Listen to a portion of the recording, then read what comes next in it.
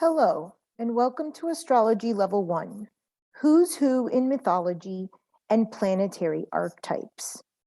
All of astrology is rooted in mythology. At Hidden Truths, we use Greek mythology, but sometimes you'll hear me talk about Sumerian or Hindu mythology as well. In every single mythology, all of these characters or these archetypes exist.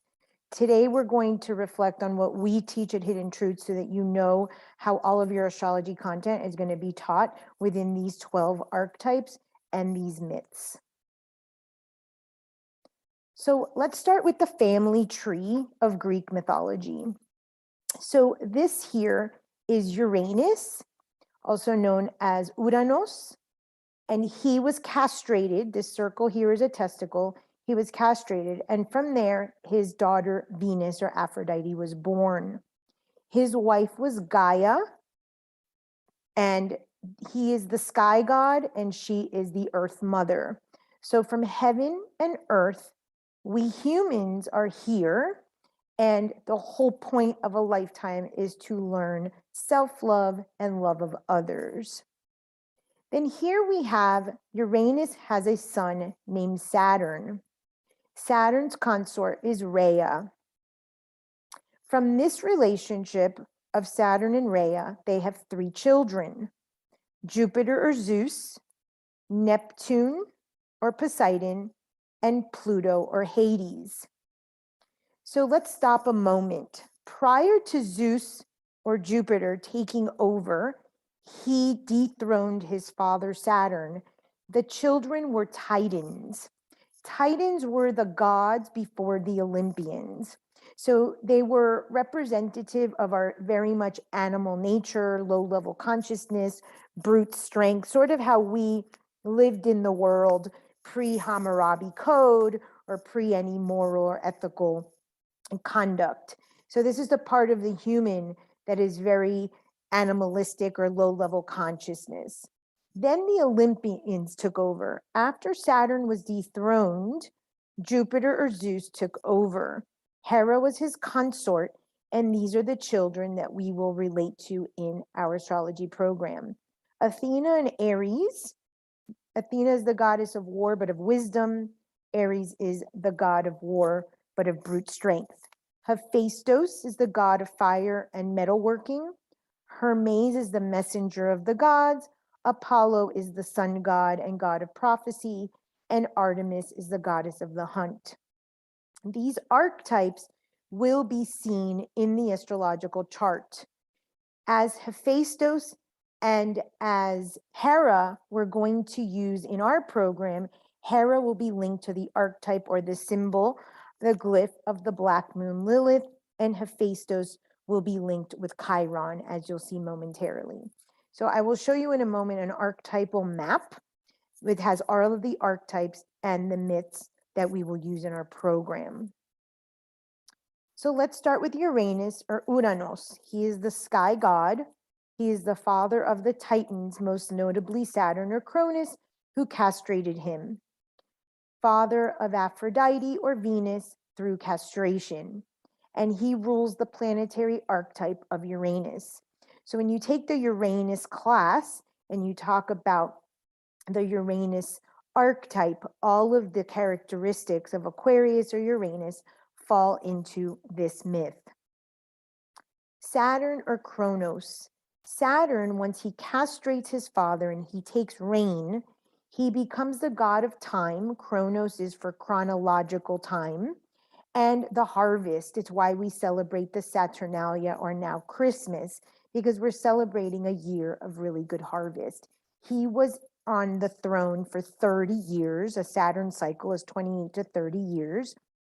And he always had good harvest at the end.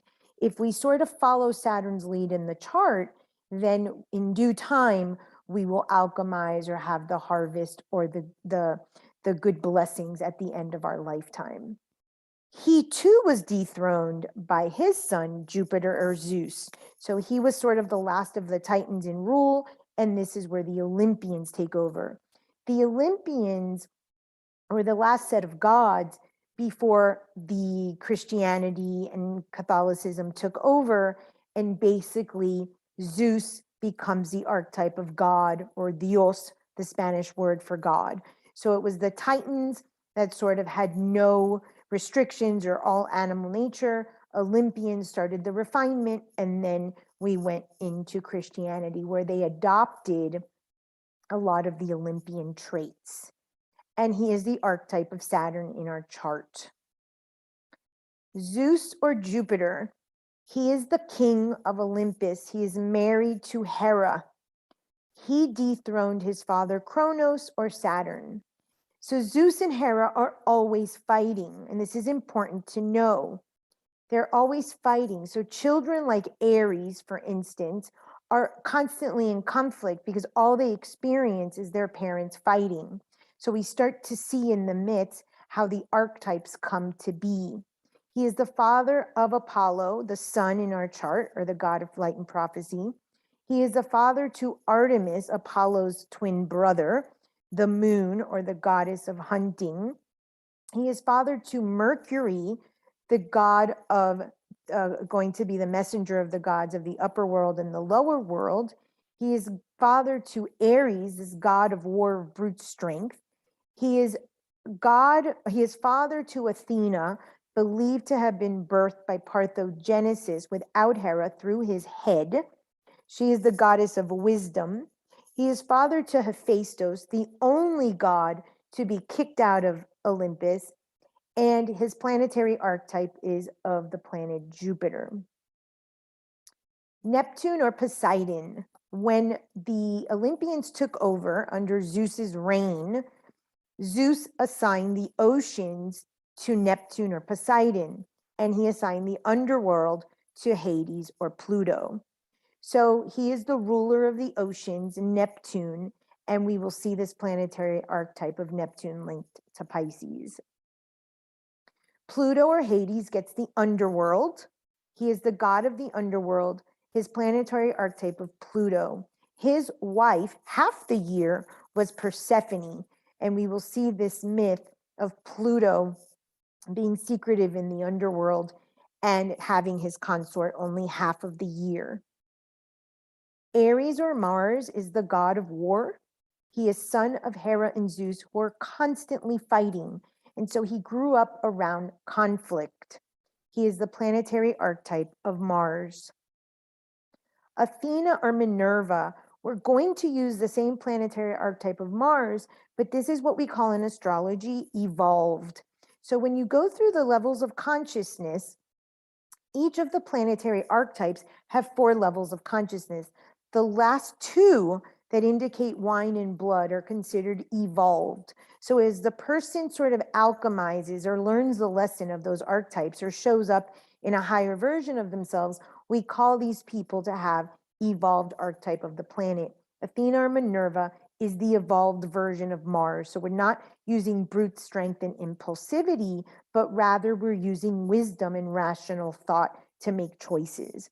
She is the daughter of Zeus via parthenogenesis. Parthenogenesis is when the child is born of just one parent, in this case, her father Zeus, through his head. Hephaestus, or Vulcan. He is the god of fire and metalworking. He is the only god who was kicked out of Olympus. Because he was born with a club foot and Hera saw him and thought he was hideous, she threw him to the bottom of the ocean and he was raised by nymphs. This is extremely important because it was his disgust or his wound or his ugliness that he wasn't perfect like the other Olympians in their image, that she was disgusted. Some mythological accounts say that he was the parent of both Zeus and Hera, and some mythological stories say that he was also born by parthenogenesis only to Hera to get back at Zeus because he had Athena on his own. I follow the script that he was both the son of Zeus and Hera. Because he was kicked out of Olympus, you'll hear me repeatedly talk about Hephaestus, especially in our consciousness coaching program, how this is our wound, how this is what we're trying to cover up that we're divine, but yet we're in this ugly human flawed form. And his counterpart in the archetype of the chart is Chiron for our Hidden Truths program. Artemis or Diana, she rules the moon. She is the goddess of the hunt. She was the sister to Apollo, the moon and the sun. So the feminine aspect that's instinctual, or the masculine archetype as the sun, that's more intellect. And she rules the archetype of the moon in the astrology chart. Apollo, her brother, is the god of sun, light, truth, and prophecy. And he will show as the sun archetype in our astrology chart. Demeter or Ceres, she is the goddess of earth and grains. She's oftentimes called Mother Earth. And you can see this with the earth symbol that is opposite your sun. So we're actually born into our earth sign that is opposite our sun sign. And we're starting to become, through our processes and through our spiritual journey, our lifetime, this sun prophecy, truth, and light that we see with the Apollo or the sun archetype in the chart. However, she's also linked to the archetype of the moon. So this is where you start to see how Cancer and Virgo have similar attraction to animals, to farm, to grain, to the hearth, to the home. And so you start to see the archetype in this particular goddess. Aphrodite or Venus, she is the goddess of love and beauty. She is the daughter of Uranus through castration. So in my Game of Life program, in my consciousness coaching program, I talk about the shortcut to life. If you understand that the universal consciousness is the universal mother, or that we all come from this same God, which is Uranus, or this universal consciousness, and we castrate ourselves with love towards ourselves and to others, then we can win the game of life. Obviously, it takes a lifetime to understand, if at all, that this is the secret, which is love, and accepting the flawed body and honoring the desires of the flesh, as Aphrodite or Venus indicates. She was born of his castrated testicle, and she represents Venus in our chart. Hera. Hera is the queen of Olympus. She is the wife of Zeus. For our Hidden Truth Astrology program, she will be viewed as the Black Moon Lilith. Hera was constantly nagging Zeus because he was cheating on her all the time. Part of the archetype of the Black Moon Lilith, and you'll see in the Scorpio class, is infidelity, demonstrations that are outlandish, vulgarity, chasing after perhaps a lover trying to possess.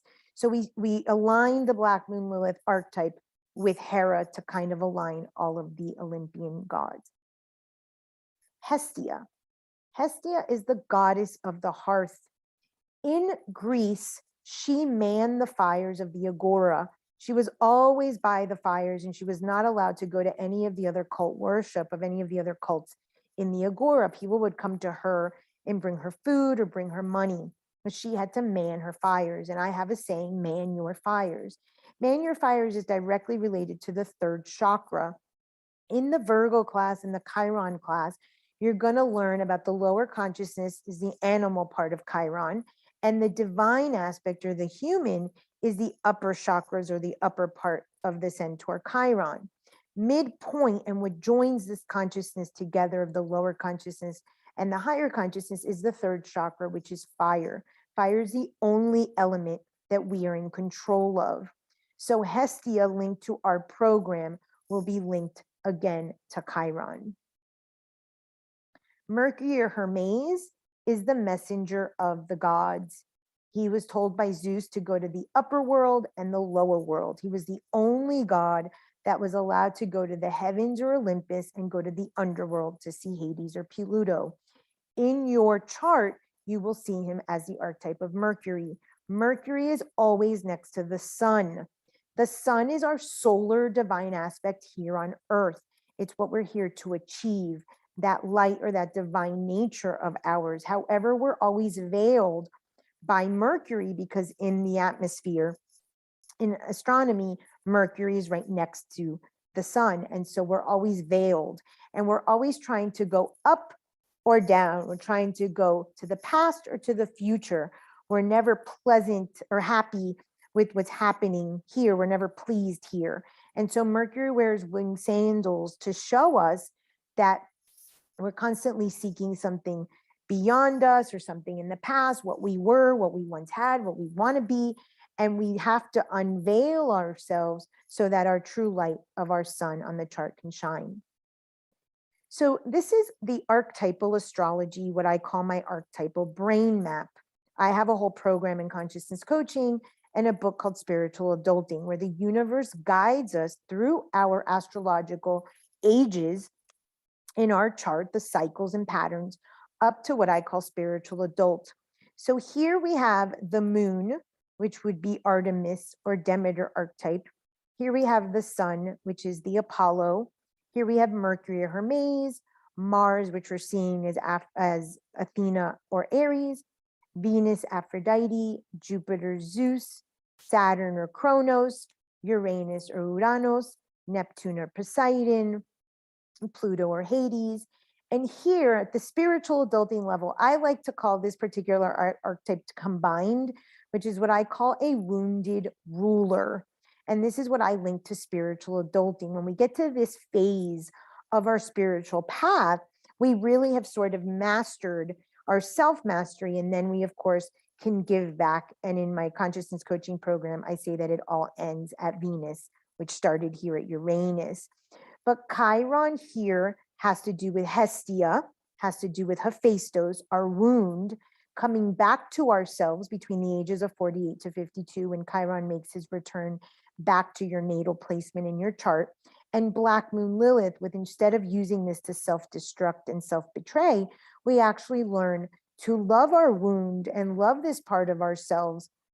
And we return it in the sense that instead of having her be an enemy towards ourselves, the aspect of our chart where we self-betray and self-destruct, we actually have her help heal the wound. And so this at the top of the brain map is the Chiron and the Black Moon Lilith. Together, I call the wounded ruler. I do not like the wounded warrior archetype. I don't think that we should be wounded warriors trying to help someone else if we haven't looked at our own wound and see that the messages that we give are the ones that we need. So this is a combination of sort of the finality when we come home to ourselves, we're manning our fires, we recognize we're flawed in the flesh, but yet we still deserve love. And we come back to Venus, which is self-love, erotic love, and agape love, love of self, love of our flawed self, love of the pleasures of the flesh, and love to our neighbor. Thank you.